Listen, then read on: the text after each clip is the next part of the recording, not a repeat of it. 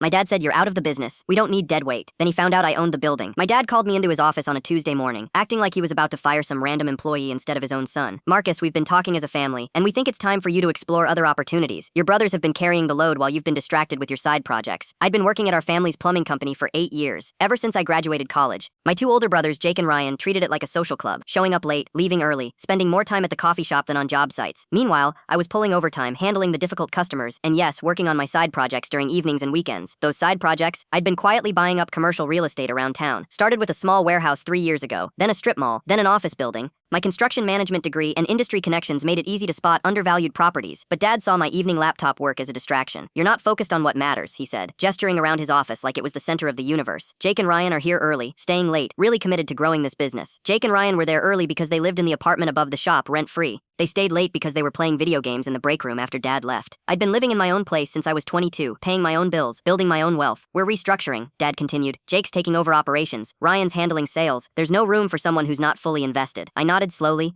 "That's probably for the best." Dad looked surprised. I think he expected me to beg or argue. "Really? You're taking this well." I pulled out my phone and opened my property management app. "Dad, what's the address of this building?" He looked confused. 447 Industrial Boulevard. "Why?" I turned my phone toward him, showing the property details. "Take a look at who owns 447 Industrial Boulevard." His face went from confused to pale as he read my name on the deed. "Marcus, what is this?" "I own this building, Dad. Have for 2 years. I bought it when the previous owner was struggling with foreclosure." "You've been paying rent to me." The color completely drained from his face. "That's impossible. We have a lease with Hartwell Properties. That's my property management company. I keep business and family separate, so I had them handle the lease negotiations. Professional boundaries, you know?" Dad's hands were shaking as he scrolled through the property details. 2 years? You've been our landlord for 2 years? I stood up and straightened my jacket. "Since Jake and Ryan are so committed to growing the business, they can handle the rent negotiations when your lease expires next month." Dad jumped up from his chair. "Wait, Marcus, let's talk about this. Maybe we moved too fast with the restructuring." "No, you were right. I'm clearly not invested enough in the family business. I should focus on my real estate portfolio full-time." His voice cracked slightly. "What about our lease renewal?" I smiled. "That's between you and Hartwell Properties now. They handle all my commercial tenants the same way. Market rates, standard terms, no family discounts." I walked toward the door and paused. "Oh, and Dad? My other properties include the parts supplier you use, the equipment rental place, and that coffee shop where Jake and Ryan spend half their day. Small world, right?" The next morning, I got a call from Hartwell Properties. "Mr. Davidson, your tenant at Industrial Boulevard is requesting an emergency meeting about lease terms. Should I schedule it?" "Tell them they can submit a written proposal like any other tenant," I replied, "and remind them that market rate for that area has gone up significantly since they signed their current lease." 3 days later, my phone buzzed with a text from Dad. "Can we please sit down as a family? This is getting out of hand." I texted back, "I'm not family anymore, remember. I'm just your landlord now. All business communications should go through Hartwell Properties." Jake called me that afternoon, panic in his voice. "Marcus, please. We can't afford market rate. We need you back in the business." "Sounds like a you problem," I said calmly. "Maybe if you'd spent less time at the coffee shop and more time learning the business, you'd know how to make it profitable." The irony was perfect. They pushed out the one person who actually understood both the plumbing business and real estate investment. Now they had to deal with me as a landlord instead of family.